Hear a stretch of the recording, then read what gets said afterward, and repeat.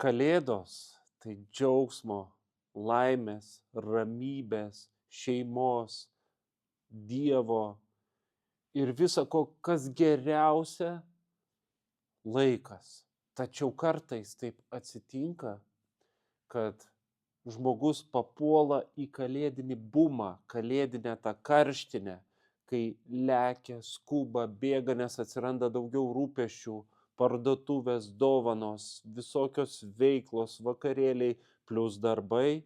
Ir žiūrėk, žmogus vietoj to, kad pajaustų ramybę, poilsį, džiaugsmą, jisai jaučia stresą, išgyvena stresą ir net negali pajausti to kalėdinio džiaugsmo arba, kaip sakoma, kalėdinės dvasios.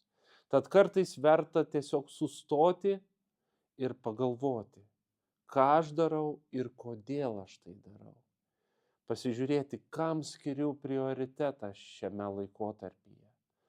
Ar skubėjimui ir lėkimui, kas sukelia stresą ir atima džiaugsmą ir energiją, ar skiriu laiką tikrai šventei, kad pajausčiau tą ramybę, skiriu laiką šeimai, artimiesiems, draugams ir panašiai.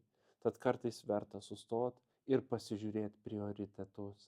Ir tada tiesiog pasirinkt tai, kas yra svarbiausia. Linkiu gero kalėdinio laikotarpio, prasmingo, džiaugsmingo ir su gerom emocijom ir jausmais.